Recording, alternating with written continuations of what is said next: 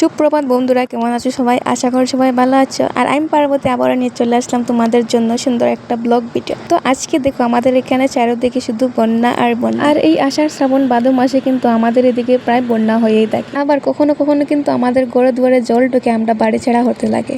তো যাই হোক, এবার কি হবে জানি না, তবে কিন্তু তোমাদের সাথে একটু শেয়ার করলাম আমাদের চারিদিকে যে কত পরিমাণে জল হয়েছে তোমরা একবার দেখে নাও। আর অনেকে হয়তো শুনেছো শিবসাগর, চড়াইদেও এবং নাজিরাতে কত পরিমাণ জল হয়েছিল। আর আমাদের এখানে প্রায় প্রত্যেক বছর কিন্তু জল হয়, আর এবার কিন্তু আমরা মাঝখান থেকে বেঁচে গিয়েছি। তো জানি না কেন, উপরওয়ালা রক্ষা করেছেন হয়তো। তো এদিকে দেখো সকাল সকাল আমার বাসে কাজকর্মতে আমি লেগে পড়লাম। এখন প্রথমে উঠেই আমি আগে ফ্রিজটা পরিষ্কার করে নিচ্ছি, কারণ অনেক দিন ধরে কিন্তু ফ্রিজটা পরিষ্কার করা হচ্ছে না। তাই ভাবলাম যে আগে ফ্রিজটা পরিষ্কার করে নিই, তারপর ধীরে ধীরে একটু একটু করে কাজকর্মগুলো করব। যেহেতু বাইরের কাজকর্ম তো আমি এখন আর করতে পারি না, তোমরা সবাই জানো কয়েকদিন আগে আমার একটা অপারেশন হয়েছিল। তাই কিন্তু আমি বাইরের কাজকর্মগুলো এখন ভালো মতো করতে পারি না। তো ঘরের যা টুকিটাকি কাজকর্মগুলি আছে তা আমি ধীরে ধীরে করার চেষ্টা করি। আর এই কয়েকদিন ধরে যে কী যে হয়েছে আমাদের, কখনো আমার বেমার, কখনো আবার আমার ছেলের, মানে কিছুই ছাড়ছে না। আমার নাই তো ছেলের আছে এক নাইলে। আর এই কয়েকদিন ওর বেমার আজারে ঘরের একবারে অবস্থা খারাপ হয়ে আছে। আমাদের তো অবস্থা খারাপ আছে সাথে কিন্তু আমার রুমটার অবস্থা একেবারেই এলোমেলো, মানে অগুচালো হয়ে আছে। তাই ভাবলাম যে আজকে না একটু রুমটাকে ভালো করে পরিষ্কার করা যাক। মানে কাপড় চোপড়গুলো এই কয়েকদিন ধরে এত পরিমাণ জমা হয়েছে যে ধোয়ার কাপড় কি যে আর বলবো। প্রতিদিন আমি একটু একটু করে কাপড়গুলো ধুয়ে দিই, মানে আমার ছেলের যে ডেইলি পরানোর কাপড়গুলো আছে সেইগুলো ধুয়ে দিই। কিন্তু আজকে ভাবলাম না না, সবগুলোই গড়ো যা যা মানে আছে লেত্রা কাপড় সবগুলো আজকে ধুয়ে দিতে হবে। তো আগে আমি দেখো এই চুকেশটাতেই মুছে নিচ্ছি, কারণ 3 দিন থেকে আমি চুকেশটাতেও মুছামুছি একদম করতে পারছি না, কারণ আমার ছেলের অনেক পরিমাণ জ্বর হয়েছিল, বেমার হয়েছিল। তাই কিন্তু আমি ঘরের কাম কাজগুলো একদম করতে অসমর্থ হয়ে গেছিলাম। তো যাই হোক, এখন দেখো চুকেশটা পরিষ্কার করার পর অনেকটাই ভালো লাগছে দেখে, নিজেরও একটা শান্তি লাগছে দেখে। জানি না ঘরগুলো এলোমেলো তাকে নিজেরও একটু একদমই ভালো লাগে না। আর ঘরগুলো পরিষ্কার করার পর দেখো নিজের একটা শান্তি লাগে। তো যাই হোক, আর যার যেমন মত, আমার মতে কিন্তু নিজের ঘরটা যদি সুন্দর করে সাজিয়ে গুজিয়ে রাখা যায় তাতেই কিন্তু শান্তি, যেহেতু বাঙ্গা ঘর হোক না কেন। তো এইদিকে দেখো, এইগুলো হচ্ছে সুপার মাঝে যে কাপড়গুলো দেখতে পাচ্ছ, এগুলো সব এখন আমি ধুয়ে দেবো, মানে বের করবো ঘর থেকে ধোয়ার জন্য। জানি না কবে ধুয়ে দিতে পারবো, ছেলে তো খুব কান্নাকাটি করতেছে। তারপর আমি এক এক করে সব লেত্রা কাপড়গুলো বার করছি। আর এই যে সোফাটা দেখতে পাচ্ছ, সোফা কাভারটা আনবো বলে কিন্তু আমার সোফাটা ফেটে গিয়েছে। আর জানি না কবে সোফা কাভারটা আনা হবে। সোফা কাভারটার দাম তো বেশি না, তারপর কেন যে সোফা কাভারটা আনা হয় না, আলসি যে বলতে পারো। তো এইদিকে দেখো, আমি ঘরের সমস্ত কাপড়গুলি বাইরে নিয়ে রাখছি, যাগুলি ধোয়ার কাপড় চোপড়গুলি বাইরে নিয়ে রেখে নিচ্ছি। তো এখন আমি সোফাটা মুছে নেব, বিচে একটা গামছা দিয়ে সোফাটা মুছে নেব। আর শুনেছি এইগুলো লেদারের সোফা নাকি ভিজা কাপড় দিয়ে মুছতে লাগে, নইলে নাকি ফেটে যায়।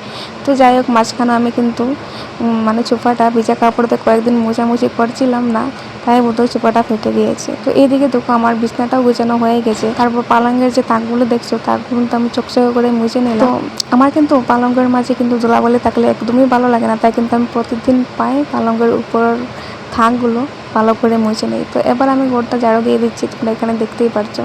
আর ঘরটা কিন্তু আমি সকাল সকাল মুছে নিয়েছিলাম, তাই কিন্তু সেটা তোমাদের সাথে শেয়ার করা হলো না, মানে ক্যামেরাতে ক্যাপচার করা হলো না।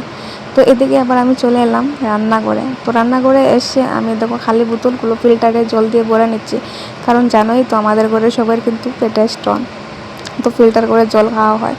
জানি না কেন আমাদের করে একদম সবারই, আমার দেওর, আমার হাজব্যান্ড, আমার তো অপারেশন হয়েই গেছে।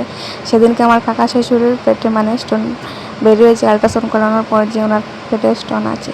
তো আমি এবার এক এক করে বোতলগুলো সব ভরে নিয়েছি। তো ভরে নেওয়ার পর ফ্রিজে নিয়ে সব রেখে দিলাম। তারপর দেখো ডাইনিং টেবিলটা, তো ডাইনিং কভারটা কিন্তু একদম লেত্রা হয়ে গেছে, তাই কিন্তু ডাইনিং কভারটা আমি মানে এখান থেকে সরিয়ে নিলাম। তো ডাইনিং কভারটা একটা কিনেছিলাম, কিন্তু ডাইনিং কভারটা অনেকটাই বড় আর অনেকটা সুন্দর দেখে আমি বিছানাটা পেতে দিলাম, কারণ আমার ছেলেটা হিসু করে। তাই আবার ভাবলাম যে না, ডাইনিং কভার আরেকটা নিয়ে নেব। আর রান্নাঘরটায় কিন্তু অনেকটাই মাকড়সা লেগেছে, আর এখন তো আর জাড়াজাড়ি করতে পারবো না। তো দেখি শ্রাবণ মাসের পুজোর আগে দিকে জাড়াতে পারেনি। তো কালকে রাত্রিবেলার বাসন বর্তনগুলি দেখো যেমনি খেয়েছিলাম তেমনি কিন্তু রেখে সেখান থেকে গিয়ে ঘুমিয়ে গিয়েছিলাম, কারণ কালকে রাত্রে শরীরটা এতটাই খারাপ, মানে এতটা দুর্বল লেগেছিল কি যে আর বলবো।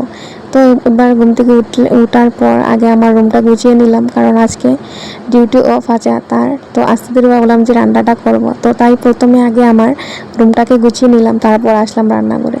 তো তো রান্নাঘরে আসার পর দেখো একবার আমি গ্যাসের চুলাটা ভালো করে মুছে নিচ্ছি, অল্প জল দিয়ে ভালো করে মুছে নিচ্ছি। আর এইদিকে দেখো আমার ওয়ালপেপারটা খুলে খুলে চলে যাচ্ছে। তো লেগেছিলাম এখানে, কিন্তু অনেকটা তেল চিটকে লেগেছিল, তার জন্য ওয়ালপেপারটা লাগানো আর কি। তো এখন আমি বাসি বাসনগুলো বের করে বাইরে নিয়ে রেখে দিলাম। তো তারপর রান্নাঘরটা ঝাড়ু দিয়ে দেবো। তো এইদিকে দেখো বাসনগুলো নিয়ে, তো এখানে কিন্তু একটা ঘটনা হয়েছে। তো আমি ক্যামেরাটা এইখানে আমি ক্যামেরা স্ট্যান্ডে মোবাইলটা লাগিয়ে বাসনগুলো তো আমি ধুতাছি। তো আমার ননদ একটা এসেছিল আমার ছেলেকে নিয়ে, এসে বলতেছে যে বৌদি তুমি ক্যামেরা অন করো নাই, ভিডিও করতেছো। তো তারপর ও আমাকে ক্যামেরাটা অন করে দিল, তারপর আবার আমি ভিডিও করতেছে। অর্ধেক বাসনগুলো কিন্তু আমার ধোয়া হয়ে গেছে, তারপর এসে বলতেছে যে তুমি অর্ধেক বাসন ধুয়ে ফেলছো, এদিকে কিন্তু ভিডিও হচ্ছে না। তো তারপর আমি ভিডিওটা অন করে একটু বাসন ছিল, এইগুলো তোমাদের সাথে শেয়ার করলাম। তো তারপর আসলাম মুখ ধুয়ে, এসে এক বোতল জল খেলাম ফ্রিজ থেকে বের করে। তো তারপর এদিকে দেখো আমার বর মানে কালকে মাছ এনেছিল, তো এইগুলো ও ফ্রাই করছে। আমি বললাম যে তুমি একটু এদিকে ফ্রাই করো, তো আমি এদিকে কাজগুলো শেষ করি। তো এদিকে দেখো আমার বর মাছে হলুদ মাখে মাছগুলো ফ্রাই করে নিল। তো তারপর আমি এদিকে সবজিগুলো কিন্তু কাটাকাটি করছি, এইদিকে ক্যামেরা কিন্তু ও নিজে ধরে মাছগুলো টানাচ্ছে আর কি, বাচ্ছে আর কি। তো তারপরে এদিকে দেখো ফুলকপি আর আলু দিয়ে মাছের ঝোলটা করবো আজকে। তো আজকের ভিডিওটা কেমন হয়েছে তোমরা কমেন্টে একটু জানাইও, আর যদি ভালো লাগে তাহলে সাবস্ক্রাইব করে আমার পাশে থেকো। তো দেখা হবে নেক্সট একটা ভিডিওতে, তখন করলে টাটা, বাই বাই।